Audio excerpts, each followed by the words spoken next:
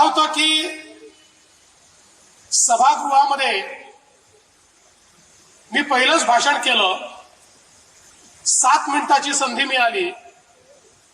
नीट तयारी केली होती, त्यामुळे 7 मिनिटात मांडता आला तेवढा विषय मांडला. पण ते पहिलंच भाषण झाल्यानंतर एक चिठ्ठी माझ्याकडे आली. त्याच्यात एवढंच लिहिलं होतं, छान बोललास, आणि खाली सही होती नारायण राणे. आणि राणे साहेबांचा ऋणानुबंध हा त्या दिवसापासून जो सुरू झाला तो आज तागायत सातत्याने तो कायम आहे. खरं म्हणजे विरोधी पक्ष नेता म्हणून त्यांची जी कारकीर्द होती ती आत्ताच नितीनजींनी सांगितली. मुख्यमंत्री म्हणून मला बाहेरून पाहायला मिळालं, मंत्री म्हणून बाहेरून पाहायला मिळालं, कारण त्यावेळेस मी महापौर होतो. मी काही सभागृहात नव्हतो. 99 ला मी सभागृहात आलो, ते विरोधी पक्ष नेते झाले. पण मी असं म्हणेन की माननीय राणे साहेब, माननीय मुंडे साहेब यांच्यासोबत सभागृहात काम करायला मिळणं यापेक्षा मोठी पर्वणीच दुसरी नव्हती.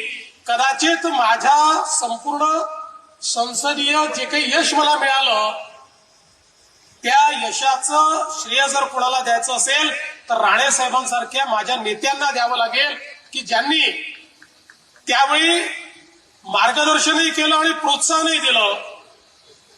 विशेषतः त्यांची आणि माझी आवड एक होती, आणि ती म्हणजे अर्थसंकल्प. अर्थसंकल्पावर राणे साहेब ज्यावेळी भाषण करायचे, कुठला तरी अर्थतज्ञ हा त्या ठिकाणी बोलतोय असा भास व्हायचा. आणि अक्षरशः आकड्यांची चिरफाड करत ज्यावेळी राणे साहेब आपलं पूर्ण भाषण करायचे, संपूर्ण सभागृह स्तब्ध असायचं आणि अर्थमंत्री चिंतेत असायचे की आता राणे साहेबांना उत्तर काय द्यायचं.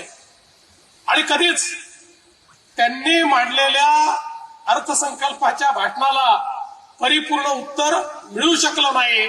कारण अर्थशास्त्रातला एक एक नियम ते शोधायचे, त्यातनं कसा अर्थसंकल्प हा त्या नियमाच्या विपरीत आहे आणि राज्याचं कसं काय संकट आहे, अशा पद्धतीनं हे सगळं मांडण्याचं काम ते करायचे.